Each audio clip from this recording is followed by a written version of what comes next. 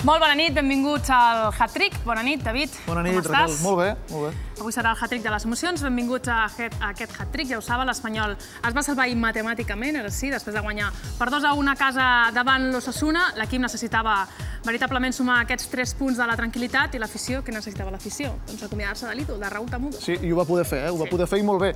L'Espanyol ha posat punt i final a una temporada que el president li va posar una nota de notable alt. No. Home, per nosaltres aquesta nota és una mica alta perquè hi ha hagut moments d'aquesta temporada realment durs, però ara toca oblidar-los i realment el que no és de notable alt sinó d'excel·lent és Cornellà al Prat. Això segurament ha estat una de les coses més importants d'aquesta temporada. Doncs sí, parlarem d'aquest últim partit a casa i compartirem el programa amb una jove promesa del planter. Bé, ja ho està demostrant, si ahir acomiadàvem a Raúl Tamudo, avui donarem la benvinguda a Jordi Amat, que té 18 anyets i que s'està fent un lloc al primer equip. Qui agafés aquests 18 anyets? Són històries que comencen, que es barregen amb històries que s'acaben i realment això és la llei de la vida. Ahir, però, després de passar-ho molt malament tota la temporada amb l'afer Tamudo en moments molt desagradables, el públic es va poder acomiadar d'ell d'un dels homes més importants de la història de l'Espanyol.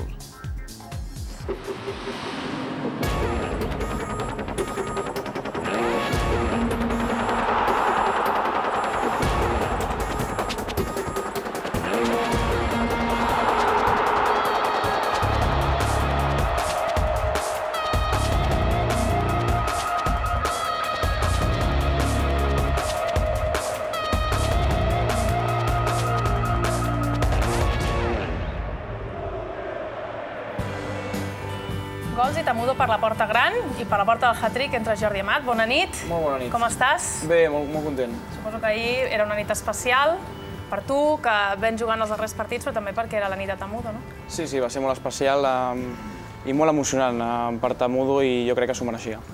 Molt bé. Impensable per Jordi Amat tot el que ha passat també aquesta temporada. Després en parlarem, però hem de començar parlant del partit d'ahir perquè l'Espanyol, la veritat és que va començar força descentrat, segurament doncs per això, no? Perquè era una jornada molt emotiva, amb moltes emocions molt fortes, i això va fer que l'equip sortís descentrat. Recordem que l'equip matemàticament no estava salvat, tot i que amb 41 punts ja, virtualment. La cosa estava molt a prop, però clar, al minut 5 va passar això. El gol d'Osasuna pentina cap enrere Dadi després d'aquest servei de banda, i Badocs la col·loca al fons de la porteria de Carlos Kameni, que aquí no s'ho esperava, no s'esperava aquest remat i no la va poder blocar, se li va escapar, va ser gol. Jordi, la veritat és que ahir el partit és això, es va començar a jugar d'una manera estranya, segurament tots conduïts per les emocions, no? Perquè sou éssers humans, els futbolistes. Sí, també, i va ser un partit molt complicat, la veritat. A més, com veiem, el gol va venir molt aviat i això ens va perjudicar a l'hora del joc. Doncs l'equip no va sortir enxufat després d'aquest gol, tampoc no va saber reaccionar perquè l'Osasuna també va disposar de moltes ocasions a la primera part, la repassarem, i la primera és aquesta, un córner que treu Calleja, molt bo Calleja, es va posar les coses molt difícils, remata Dadi inexplicablement, tot sol al punt de penal, més ocasions, aquesta per la banda esquerra, un altre centre buscava Dadi una altra vegada, li deixa per Punyal, que entra una munió de jugadors, fa aquest xut que veiem, que surt desviat al pal dret de la porteria de Kameni. La sort va estar a punt de decantar-se per l'Osasuna en aquesta altra jugada afortunada, una pilota que rematava Azpilicueta i que des de fora rebota Moisés i sortia tocant el travesser. Oportunitat claríssima aquesta, Rupert guanya la posició per treure un xut que a punt està d'entrar, se'n va per molt poc, aquí tapava molt bé Kameni al pal. Tu vas sortir amb una alineació poc habitual, en una defensa en què eres el suplent del suplent de Javi Chica. Sí, és veritat, és així. Perquè no jugava Roncaglia, no parlem de Roncaglia avui, parlem de Jordi Amat, lateral dret. Quan vas saber que jugaries en aquesta posició? Com t'ho vas plantejar? Sí, al migdia vam fer la xarra tècnica, va tocar jugar de lateral, una posició on normalment no jugo, estic més habituat a jugar de central, però bueno, em vaig sentir bé, al principi sí que la primera part ens va costar una mica més, però com veurem a la segona part vam reaccionar molt bé i vam tirar el partit cap endavant. De fet, ja havia jugat de lateral, justament feia molt pocs dies contra el Saragossa, en aquest partit entre setmanes ja t'havien col·locat de lateral. És a dir, que ja havies tastat aquesta posició, que clar, per tu... T'anaves cap al centre una mica, sort de Callejón, que baixava, eh? Sí, Callejón m'ajudava en tot moment, sí.